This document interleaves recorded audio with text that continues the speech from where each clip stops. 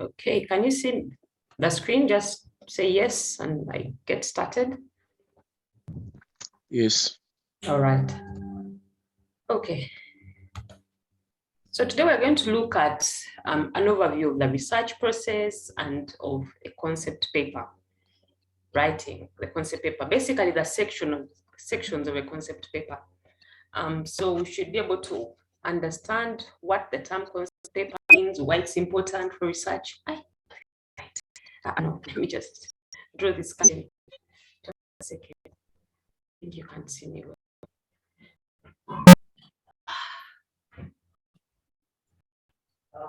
Okay, let me come back.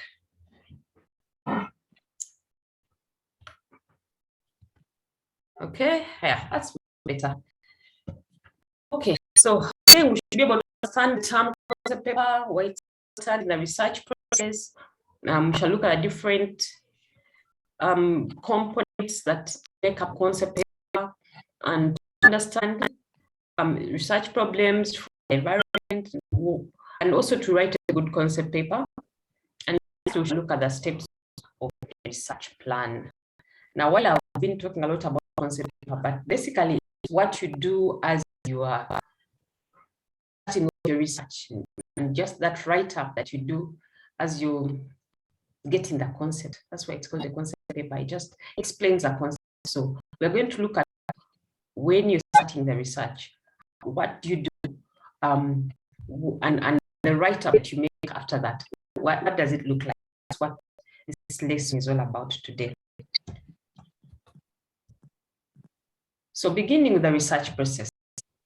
So like I mentioned last lecture, that the research process is a series of steps. And I explained this last time that you begin with the available literature. Before you even look at the literature, you first try to say, what do I want to research? And then, or what's the problem? You basically need somewhere where you start from, and then you look for the literature on that topic. The literature will help you know what others know, to know what they have researched, and then you know what is missing, what is needed, what more knowledge is needed. And I explained that. After that, you formulate the question, and then you get to the methods. So as of today, we're just going to be at phase, just between the literature up to formulation of that design. Okay, and after we shall look at the other parts of the research process, the collecting of that data. So I'll say that it's important to identify the area. It can just be due to your interest, or from the environment that you're part of, or from newspapers. If you watch the other video I showed you yesterday, last time, I hope you watched it, just so that video is a silly idea of how you can do a research idea. But typically for our class, and what is expected of us, our work would be in 3 phases. And this is not just for our class, it's really the research process. It's in 3 phases. So these things are put there. That is just like when you do research. Those are the research itself. Now, bear with me also. I mean, what's your name?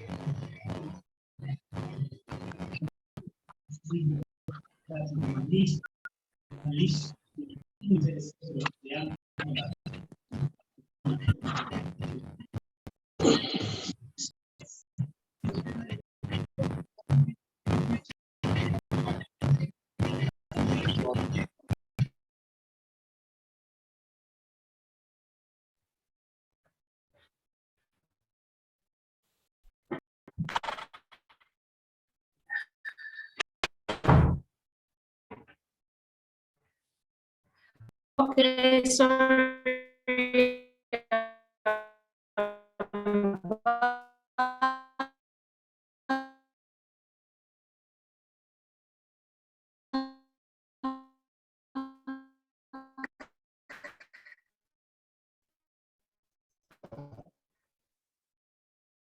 I'm also the homeschool teacher, so anyhow, I'm sitting and children don't come in busting in. That means what you're doing is not real. So what I'm doing is real. I'm also homeschooling the students, so they keep coming in. Anyhow, so I was saying that the first thing is to identify the research area, and then you will do the literature after that.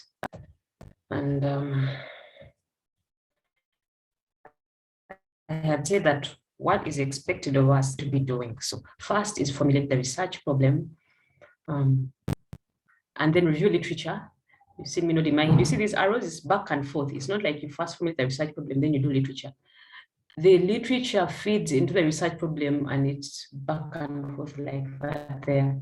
So the literature helps you to kind of understand better the problem, and then you even refine the problem and as you're doing the literature.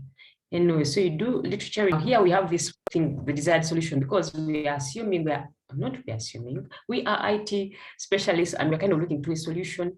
We were hoping we're going to have some, maybe IT something. So that's why we have a problem and we're also looking at the solution. What is the solution? What's the literature on the solution? And what can be the way out?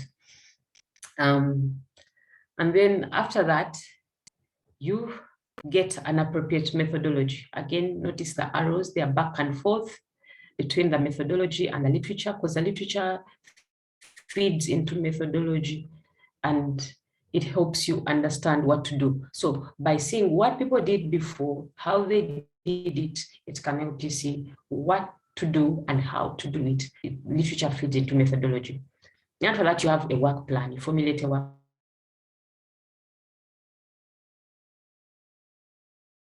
to do, and this is how I'll do it, and you write a concept paper.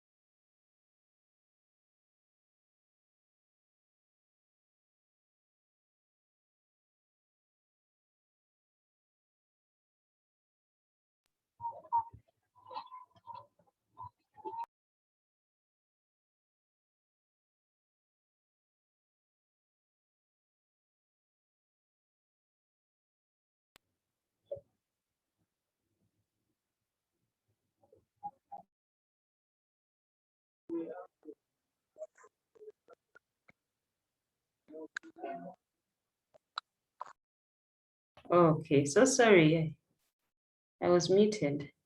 Okay, so I've explained until the proposal level, and I say that your proposal, the proposal typically would either be read by your supervisors if you're a student, or it's again sent to the funders.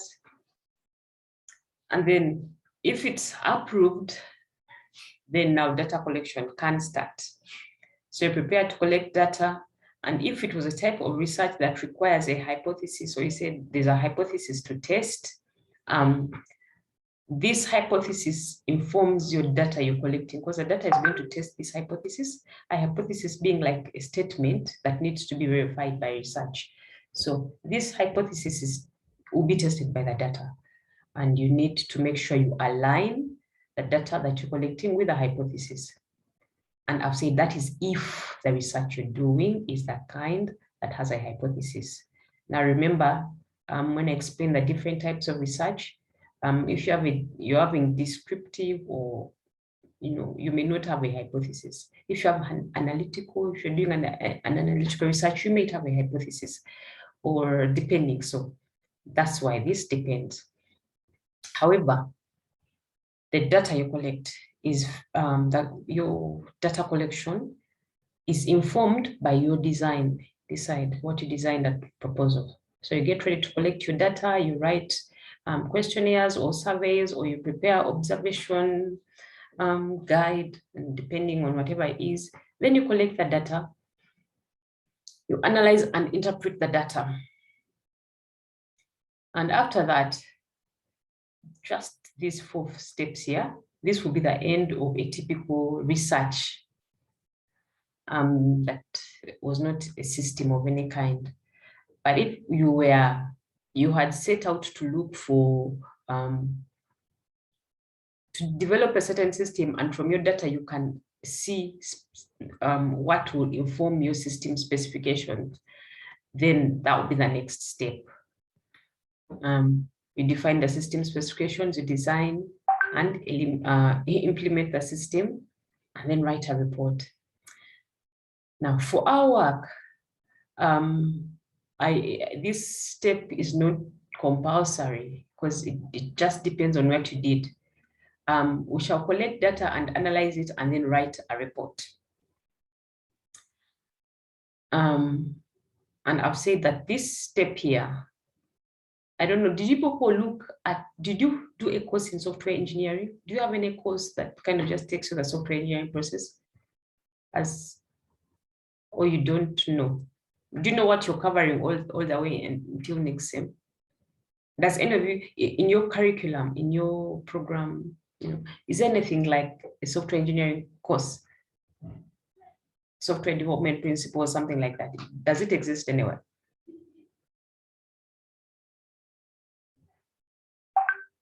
Oh yeah, are you typing in the chat? You type for me in the chat.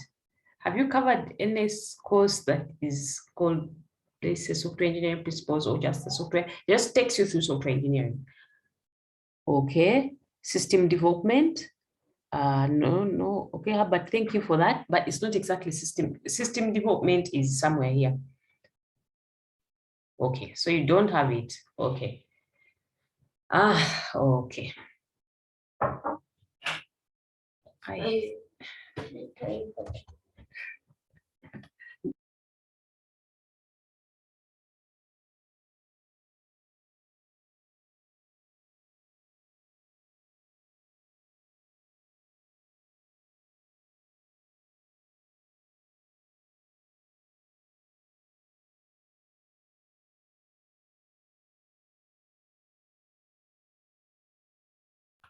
Sorry, you saw my daughter bursting in.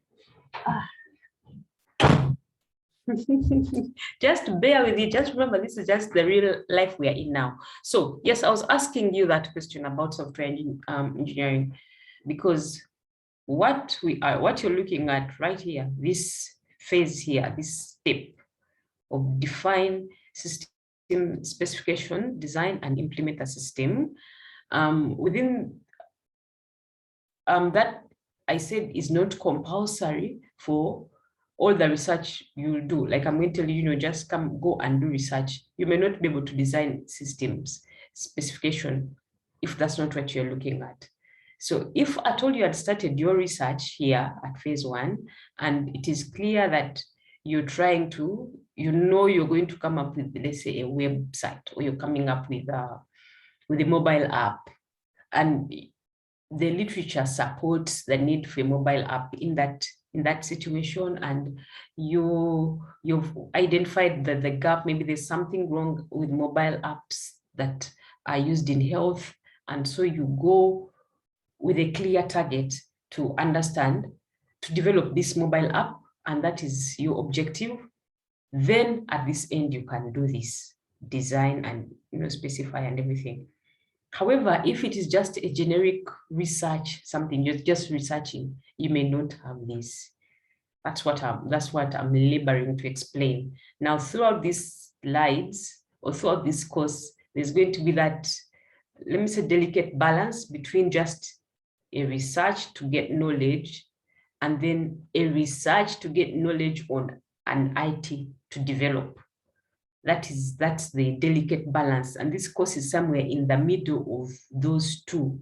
What you're going to learn throughout the course typically can help you to do any research.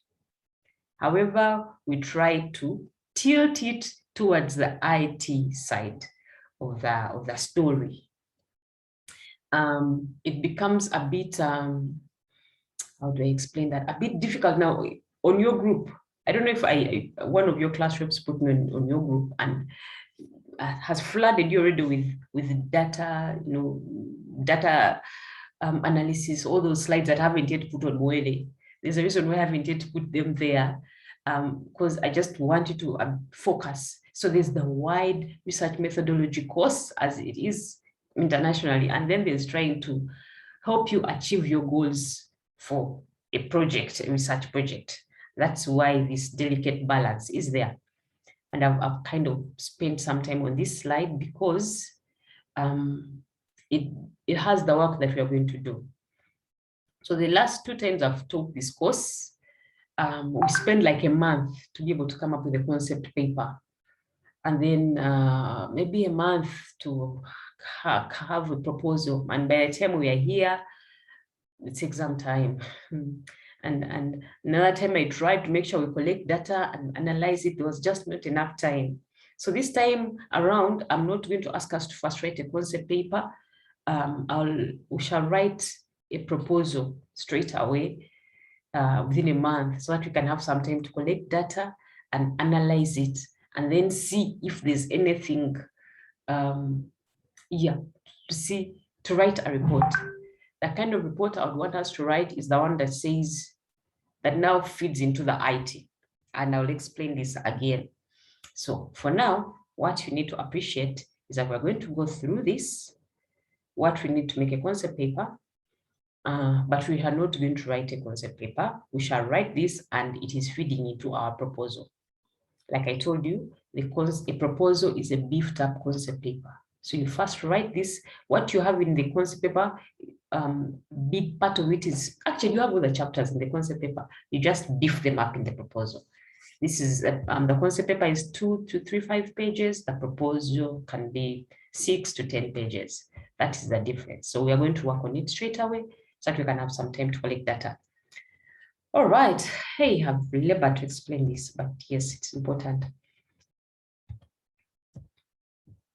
Okay, so where do you get research problems? Here we said the first phase is formulating a research problem. And where do you get research problems?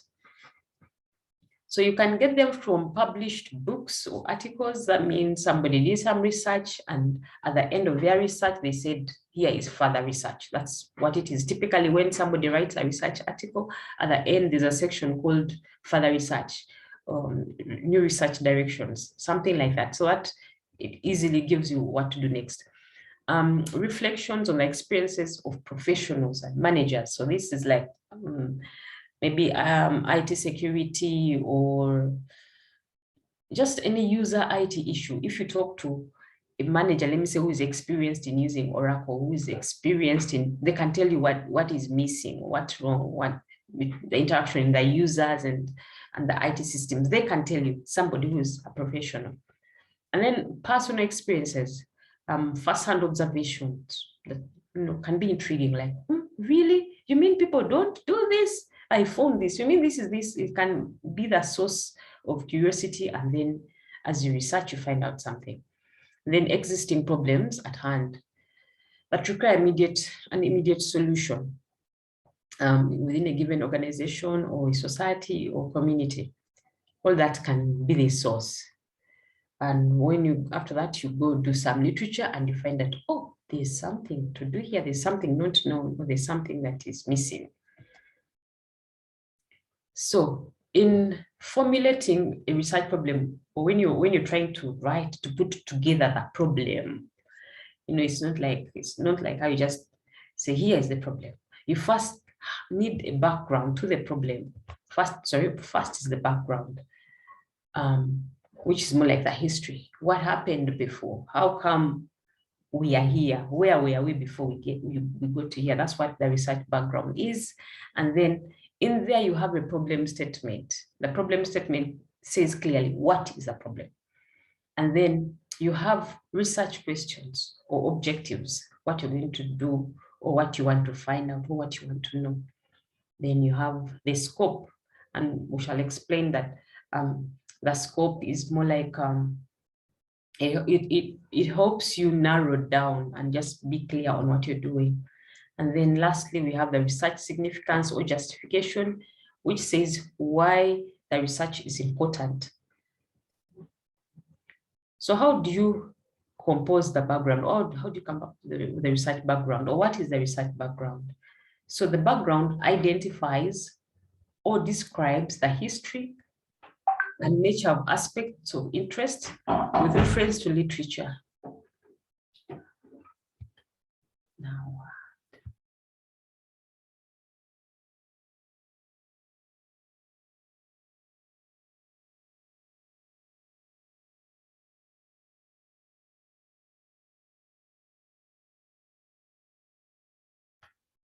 all right. So I've said that the background is the history. So it indicates the origin of the problem being studied. Let's say if you're going to be looking at, you are interested in social media, something. So if you're writing your background, or as you're coming up with your background, you look at social media, or how was communication even before social media? Let's say if you're looking at social media and how social media impacts relationships, then you want to look also at relationships, communication is important, blah, blah. That whole kind of thing gives you the background. And then in there also, you have the scope of the problem, how big or how the extent of the problem. And in the background, you also set the extent to which previous studies have successfully investigated the problem. So if we're looking at social media again, and let me say somebody else researched on social media and relationships between teenagers and their parents, and this is what they found out. So you have that in your background. But then then the next thing is to find the existing research gap. What is missing? And this is what your study will attempt to address, or that's what your study will address. So you may say, all right, relationships between teenagers have been studied. However, relationships in marriage have not been studied. That is just an example of a gap. Or, yeah, okay, it's a good enough example. Then, so that's what background is all about. And now, if you are coming up with an IT, and remember, I tried to explain that now I first talk about research in general, then I kind of try to boil it down to an IT research, or research that is biased towards finding an IT solution or developing an IT solution. So if you are working on an IT solution, you want to come up with a hospital management system, you want to come up with an attendance system, you want to come up with whatever, that kind of thing. Then in your background, you want to look at the processes or activities that are taking place within the organization, or the society or the community that you've chosen. If it is going to be a hospital management system for one day clinic, let me say that's a one. So in there now you need the processes. What happens when people come to hospital? What do they do? How does that look like? Then number two, you need who are the actors in the organization or the society or the community. So basically, who will be using this system? Who are they? What are they? What do they do? Then part three is which tools or technologies do actors use to execute their activities or processes in the organization that you've chosen. Again, remember, I'm using now the example of the hospital management system. What have they been using to run the hospital before you come along, or before this idea that you have in the head of the hospital management system? How are they managing? What tools and technologies are they using? Let's say they have been using their desktop, or they have been using they are just writing, that kind of thing. And then fourth is there a problem with the processes actors are executing? So is there a problem with writing, the pen? Or is there a problem with the way the actors are executing the processes? You know, that is where now you begin. After you put that background, you want to find what is the problem. Is the problem with the process? Is the problem with the way people are doing things? Is the problem with the tools that they're using, the pens and the pencils have an issue? That's what we mean in your background. So given the questions you have attended and the emerging ICTs, what relevance is the possible solution to the problem that you've identified? So basically, after you've gone through that background, yes, then you look at the problem. What is the gap? So after you've done that background, now you kind of have an idea of what the problem is. Then the next, let me just revise that sentence. While I've said you have an idea, you should be having an idea. I'm explaining this from the side of you're writing up something. So the first is the background we have explained. And now the next thing is the problem statement. So the background kind of hints a bit on what the problem is there in that section of saying, you know, what's the problem or what is missing. Then when you come to the problem statement, you make the problem clear. So the problem statement is a clear definition that identifies the research gap that has been identified in community, society, the technologies being used, or in literature. So in the background, you hinted on the problem by saying this is the gap or this is what is missing. So you come to the problem statement and make it clear. This is the problem, write it out. That's why that section is there. So the problem statement points to either problematic occurrences observed, events that are puzzling in terms to recent published research ideas. So that's what it is. Just what is the problem? What's the problematic occurrence? The problem statement explicitly describes a matter that needs to be investigated in order to improve the situation at hand. So is your research problem an important problem? So when you're thinking of their research problem, it has to be an important problem. When I was still at the start of my PhD, my professor was like, you know, you need to have a problem. You're going to spend 4 years, you know, doing this. It has to be a real problem. So that's the thing. You need to get an important research problem. And this can be determined by giving a reason to why the identified problem should be solved. And this, we shall talk about it more in the significance or the justification. This says, why is this problem important? Why should we solve it? Who will it benefit? What is wrong because this problem exists? What does it do to people? That is in the justification or the significance, and we shall talk about it more. So not all problems are researchable problems. And what this means is that, you know, if there's a problem, it may not be researchable because the knowledge about it is known, just that problem exists. Like, for example, if we are on site there in block B, we have a problem, the lift is not working. Is that a researchable problem? Would you think that's a researchable problem? The lift in block B doesn't. There's no lift. That's a problem, but it may not necessarily be a researchable problem because there's nothing not known.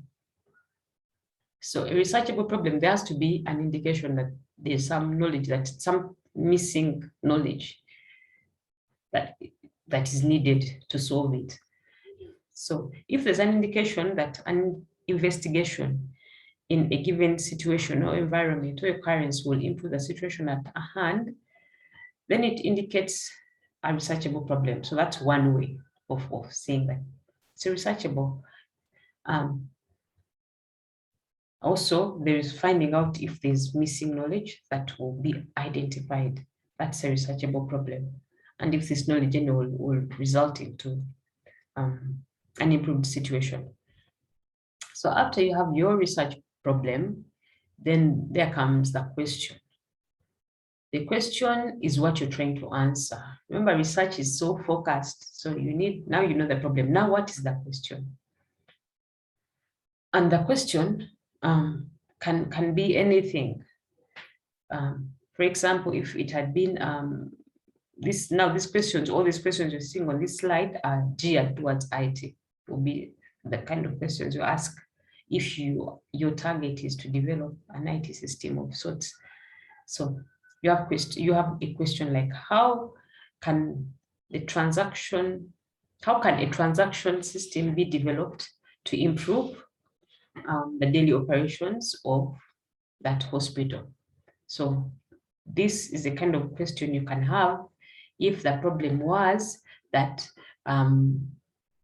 transactions are taking long, and therefore, because transactions take long, patients are not attended to well, and then increased fatalities because it takes a long time to attend to them, that kind of thing. So there comes a question, how can we develop this system? Or if the problem had been traffic monitoring systems, there's something wrong there. So then the question can be, what features or properties can be used to develop this system? Okay.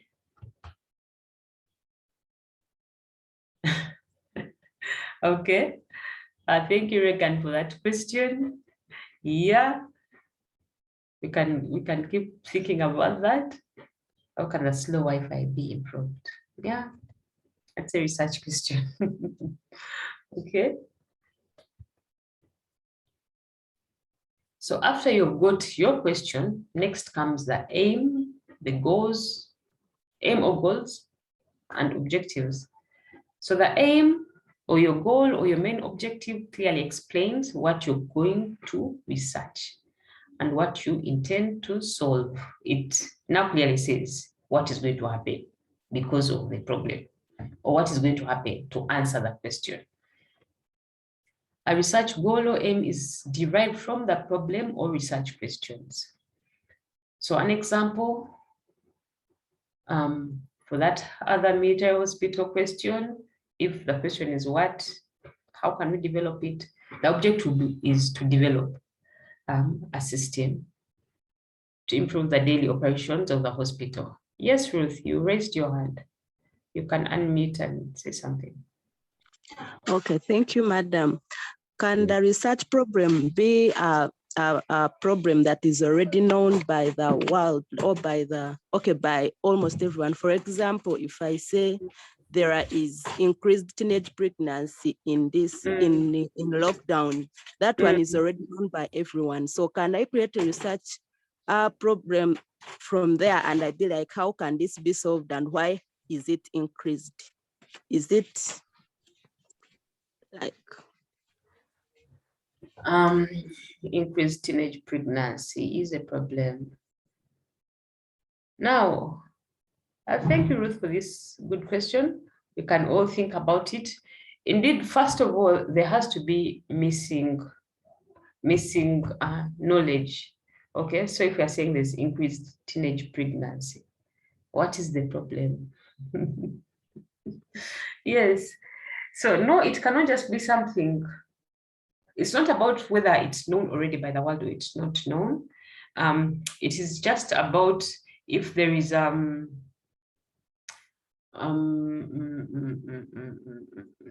yeah, increased teenage pregnancy. That is what has happened. What is the problem that has led us to this increased teenage pregnancy issue? So can the research problem be something that's already known by the world that it is a problem? Yes, it can, but then there has to be some, like a problem that brought it us to that point. So let's say increased teenage pregnancy. We have increased teenage pregnancy in this COVID because there was a problem somewhere. Who was supposed to be, or what was supposed to have prevented this increased teenage pregnancy thing? And that is not there. That is the problem. So let's say increased teenage pregnancy. What were supposed to have been the factors that lead to no teenage pregnancy? What in there so this situation doesn't happen? That is now becomes the problem. Ruth, am I making sense? Yes, madam, I'm getting it. Okay, thank you. But however, Ruth, this area of it, thinking about a research problem actually takes some good time. It's not like something you just get quickly off head like that. You have to go through it to see exactly how it will become a researchable problem. Okay, let me see Reagan's question. Does research necessarily lead to developing systems, applications, lead to a service or an IT service? Okay, Reagan, is your question just about an IT system versus IT service? Is that what you're asking? That's what I'm saying here. Reagan, you may unmute and ask. Okay, good morning, everyone. Regan Tomhiri.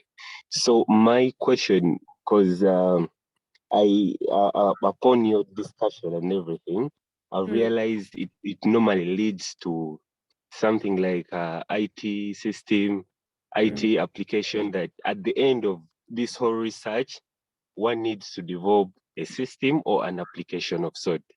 But then I was thinking, what if someone is doing research and his or her research is leading him to a service that can improve anything, but his research is leading to a service, an IT service that can do that of sort. Okay, thank you, Regan, for your question. And maybe if I can throw some more light, like an example. For example, you had talked about communication and social media. So maybe there could be a problem of a marketing problem generally in maybe in a certain society, whereby this marketing problem can be improved by an IT service, which could be digital marketing. It does not necessarily mean that maybe, for example, we're going to have a digital marketing firm of sort that will be providing IT services to such businesses and societies in such businesses in such societies. So this firm is going to be, it will be leading its clients to IT solutions, but in general, it will be providing the service. So could that be also a solution to the research, or we necessarily need to develop services, applications and systems? Okay, thank you, Regan, for that question. When I was explaining on that slide, I took some time on. Okay, so first, the answer to your question, Regan, is no. It's not that the research has to lead to an IT application per se. It's just that this course unit, especially for you people, it's more like it's a course unit that is trying to achieve two objectives. One, teaching you research, then two, giving you what you need to prepare for your research project next year. That being, for that reason, that's why you keep hearing me refer to an IT system or an IT tool or something, because as for next year, you're required to develop something. For us, for next year, you're not required to come up with a service. It will be something you have to develop. That is why, okay? Otherwise, for any research, true, you can, at the end, part of the proposals can be an IT service. Okay, so again, you get that. So it's just that this course unit is trying to achieve two goals, and it's just that delicate balance. However, the answer to your question is no. Okay, yeah. Okay, thank you, Regan.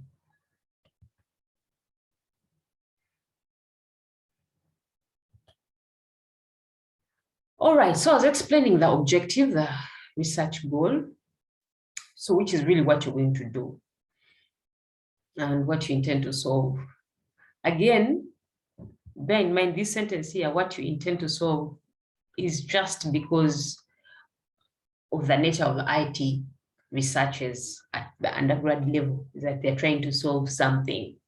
But it may not be that you're going to solve it. You just want to understand it. Again, that is within the context of the broad research. Yes, so I'll keep reminding you that there's the broad research and there's the IT research that we are wanting to work on. And okay, so after you've written your objective, it's broken down into specific objectives.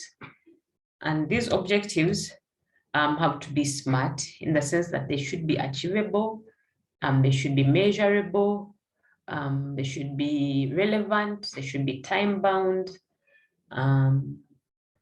And yes, that's what we mean that is SMART. So measurable, you're saying that within this time, we shall do this from this time to this time. That is measurable. And of course, relevant means that the objectives are tied to the goal. You don't just have objectives that it's not clear to see how they help you achieve the goal. Then time bound. Will you be able to achieve these objectives within the time that you have? For a typical undergrad research, we're talking a few months, 3 months, 6 months. Is this something you can do within that time? And even for whatever research you're going to do in this course unit, will they be time bound? Can you achieve it? Can you do it within what you have to use? That's what the objectives are. Then now, there's a slide I had removed out of this. You see, I'm teaching you people and software engineering students a bit of what we are doing kind of is at the intersection of requirements engineering in software engineering. So I'd removed this slide, but now that people have told me you don't do any software engineering, I'm like, oh, I have to put back this slide. But if you were coming up with a project, then even the objectives that you have will just be tailored towards the software development process. The first one is we're going to get the requirements, then we shall design it, then we shall develop it, then we shall implement it. That's the kind of thing.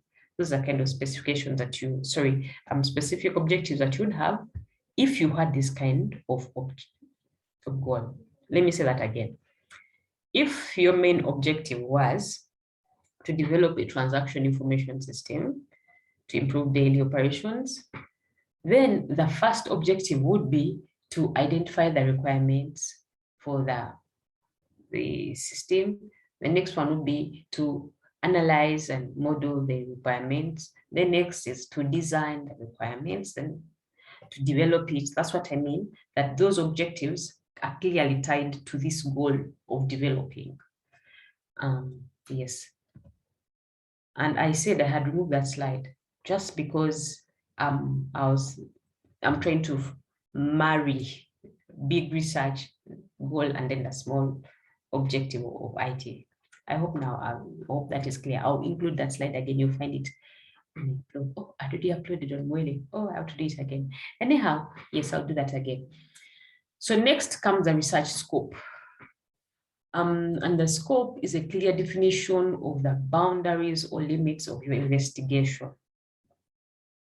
These boundaries must be defined because there's often not enough time or resources to complete all ideas related to research problem.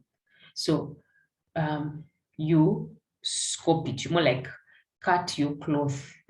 What's that English saying? Cut your piece according to your cloth. Depending on what you have, the time you have, you say, this is what I can do, or this is what we will be able to do. We want to be able to do all this. And there are two ways of scoping, either geographical, actually what we're saying, there's also time scoping, but anyway, for now we have geographical scoping and theoretical scope. So the geographical scope are the geographical boundaries, physical environment, that the study will be. You say that we are going to study social media, relationship between how social media affects relationship between parents and children in Kampala, in Gulu, in this locality. So this just helps you because you can't go everywhere. And so you get the most appropriate place and the most appropriate situation, and that's the place you go.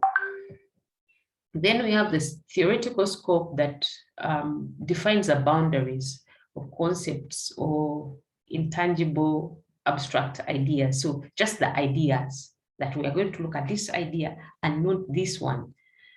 So if your study involves a theory, a framework, or a method, or you can declare which parameters, components, or parts will be considered in the research and which one won't be. So if you're developing a tool that researchers can use to gather requirements within the software development lifecycle, then you need to specify that your study focuses only on requirements and not other phases beyond. That's what we mean by the theoretical scoping, just the ideas with this idea and not this one. And also, if the study involves development of tools that will solve a problem associated with a given activity, then you need to specify which sub-activities you consider and which ones you will not. If you're coming up with a tool to help security at the labs and you're going to be doing authentication or whatever, then you say we're going to focus on this type of authentication and not this one. So scoping just helps you narrow down your research because of constraints of time and funding and whatever. So that's what scoping is all about. Then we have the research significance. I say that when you're writing when you're saying the problem, there is a question of, is the problem important anyway? So the significance or the justification gives weight to the problem. It says why, it gives a relevance of the study in terms of either academic and practical or industry use. It justifies the reason for doing your study and makes the purpose worth pursuing. If it is teenage pregnancies in COVID, what's the significance of that? What will happen? Why is it anyway important that teenagers shouldn't get pregnant? I'm just joking with that, but I'm just trying to show you that you should have it clearly stated, because you may say, yeah, everybody knows teenagers shouldn't get pregnant, but you put it here in the significance. And then the significance of a study answers the questions like, why is your study important? Which literature backs it up? What backs up the claim that, if teenagers get pregnant, it affects their health, and then it eventually affects, they won't work, blah, blah, it affects economy. You need literature that supports that. And then who will benefit from your research results and how will they benefit? If we have done the study and we have seen how to, if it was the hospital, who would benefit? The patient will benefit, the hospital administration will benefit this way, that kind of thing. That's the significance. So if you have got all those, you have now a research concept. You have a problem that whose background you have clearly, you have its statement, you have objectives, you have scoped it down with the research scope. Yeah, you're good to go. Now you get a topic. The topic is just like a clear statement that wraps up what you're going to do. And when somebody reads the topic, they should know, oh, it's what's going on in here. It's what's going on, it's what's happening. That's what the topic is. That's how come we're bringing it at the end. It's a clear statement that represents the aim of your research and or the desired result. It is important to first define a problem statement and research aim prior to formulating the research topic. Research topic can be derived from the research aim or research questions or problem definition. So the research topic typically becomes, if it was your book, it becomes a title, the research. And it either says what you did or what you're aiming to do, or what the outcome is. That's what we mean there. So if you have all those, now you have a concept and you can write it together in what would be the concept paper. So the concept paper is a summarized description of the research background, the problem statement, the research questions, research aim, objectives, plus a scope in there, and a general approach, in general research approach or methodology, just generally what you're going to do. A research concept paper can be viewed as an output of phase 1 of the research process that I showed you. The acceptable length of the concept paper is 2 to 5 pages, including references. And typically the concept paper evolves into a research proposal that covers the content in greater depth. So this is a format of the research, of the concept paper. And this format like this is the same for a proposal, just with more detail. And I've said, typically I ask you people to write I would ask my class to write a concept paper first, and then they write a proposal next. This time I'll just ask you to write this and then to write only a proposal. So I've equipped you with the knowledge you need to write from introduction to significance. At least we have understood what these are. And now we're going to work on next we shall look at literature review, and then we shall look at methodology. So what do you need to know to write a methodology? What do you need to know to write a literature review? That's what I mean. So for today, we have looked at what you need to know or what to do to write these sections of your concept paper. Lastly, we'll look at the research plan. The research plan is a detailed description of the procedures that will be used to investigate the research problem. A research plan clearly explains the steps and activities to be followed when undertaking your research. And so research has so many activities: reading, doing the work, collecting data, traveling, walking, writing, even relaxing. So for now, though, as we won't have any time to relax, but if it had been a long research, there may be some relaxation time, as we won't really have much of that. So a research plan helps you manage your time as a researcher. Time allocation to activities involved in your research is vital. By the time you allocate to some activities varies depending on the research area or the discipline. So some activities may take longer, some activities may take a shorter time. So you first need to write the list of tasks that you're going to do, you arrange them in order, then you assign appropriate or reasonable time to each of these tasks, and then you convert that schedule into a calendar. Then you'll have the work plan. Here's an example of the work plan for that transaction processing system. So we shall review literature on all transaction processing systems, then we can get to know what to do, what is needed. And we shall design the questionnaire, an interview guide to ask the people at the hospital. Then we shall visit them and conduct these interviews for this time. Then we shall write some notes. After that, we shall define functional and non-functional requirements and design the data flow and implement and test and validate. Okay,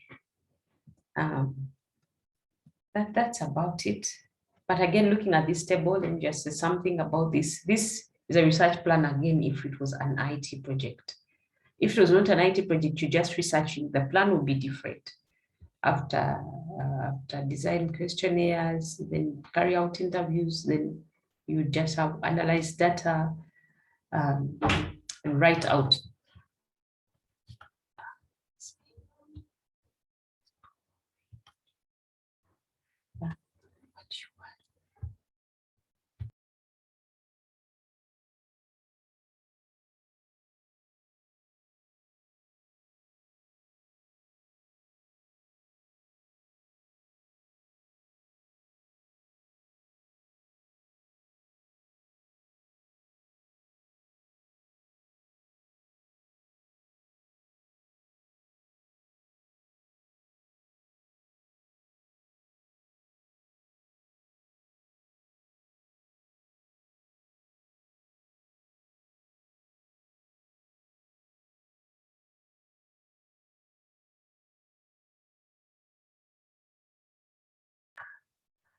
All right, my daughter has asked me where do I put on the video. Maybe next time I want to put it on. She's just used to barging in.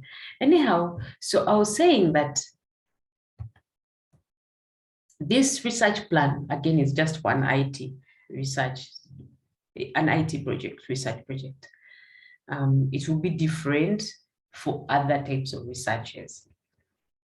But that's, there we have it. We are done with concept paper. So we'll begin our assignment for topic 2. And I introduced, no, I wasn't with you. I was with group B. Yes. Throughout this semester, for our course, we're going to have a project we're working on, a research project. Typically, I tell the students go and come up with something, but it takes a while for the students to come up with something. I normally give them some time, but this time I don't want to give a lot of time. So I have given us some projects, or I've given us some projects.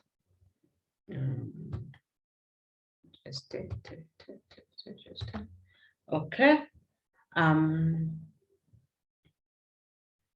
The projects that we are going to work on, I am limiting, I'm narrowing down the section. So normally I tell the student to go, and then I have a range of things from sports betting to tourism to whatever.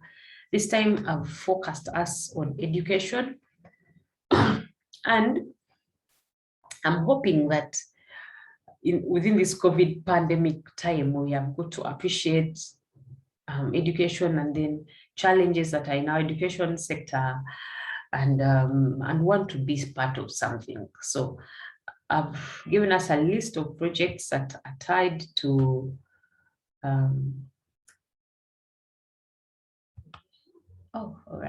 that are tied to primary and secondary education.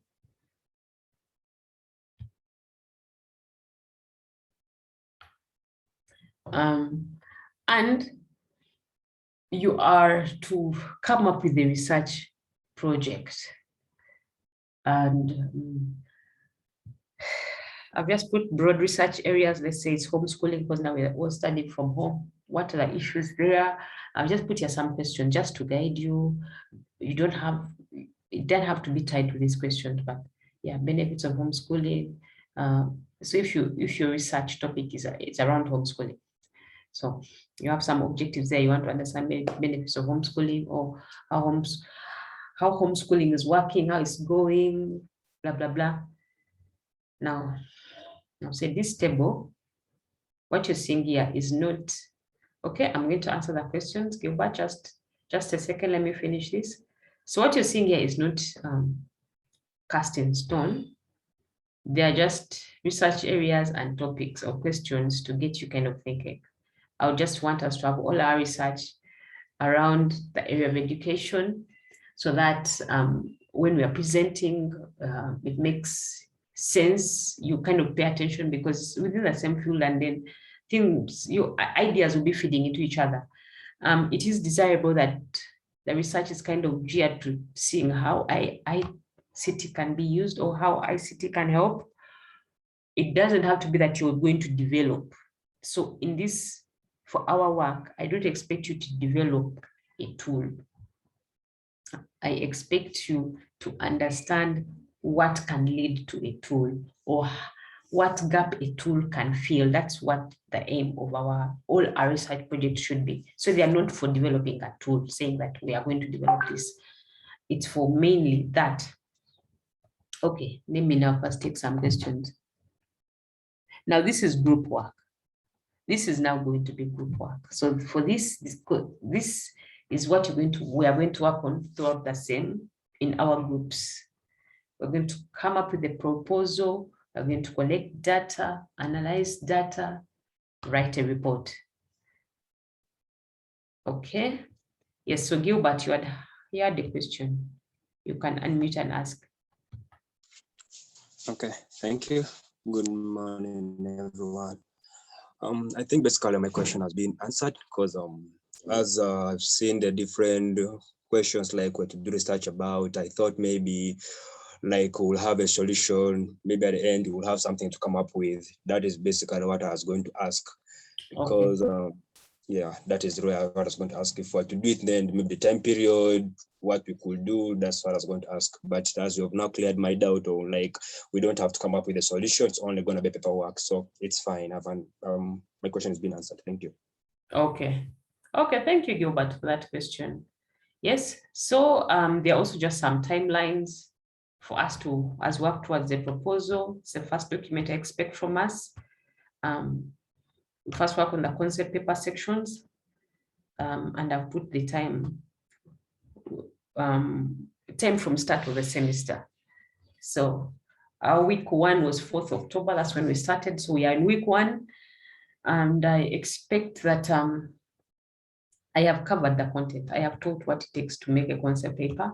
So now within the next 2 weeks, I expect you to come up with this to make this write up in your proposal, and just make a brief slide PowerPoint presentation just for you, because I said when I was introducing that we're going to be having workshops. So I expect each group to have something to say. This is our problem. These are objectives. This is what we're, that kind of thing. I want within the triples I'll be giving, we'll have a 1 hour slot where you tell me what's going on in your work. And that will be like the opportunity for supervision. So I'm going to be like having to supervise all of you within that 1 hour slot. So you always, as you write your Word document, you have it in a small PowerPoint, and then just to aid that brief 5-minute presentation, something like that. So starting next week, next week, and week 2, week 3, work on that concept part. Then I'll teach you the literature review, what more is needed, so you can work on that the other week. And I'll teach you the methodology, then you work on it like that. And this is how we're going to run until week 5. If we can get week 5 when we have proposals, that will be awesome. And then we can now talk about collecting data and analyzing it. Okay, thank you so much. We have overshot, though we started at 8:20. This is 9:26. Our 1 hour is up. Yeah. So let me just take one or few minutes and I close. I imagine you should be having another lecture now. Okay, can somebody answer Herbert's question? All right, Herbert, does that make sense? Does Emmanuel's answer make sense to you? Good. All right. So if you were to do, and if you want to come up with your own thing, just let it be focused still within education. You'll see why it kind of helps within those presentations, it will feed into each other. Okay, thank you so much for coming. Let me hope I was recording. It will be terrible if I wasn't, or yes, I was. All right, thank you for coming. I'll upload this on Mwele. So please, as for now, please now make sure you have your groups coming starting next week. When I meet you, I want to be sure now you have those groups, because the workshop will be starting.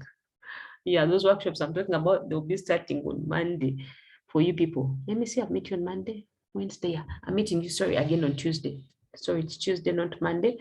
I'll be meeting you again on Tuesday, and then I expect you to have your groups, and you should have begun looking at those topics, kind of, some ideas of what you want to work on.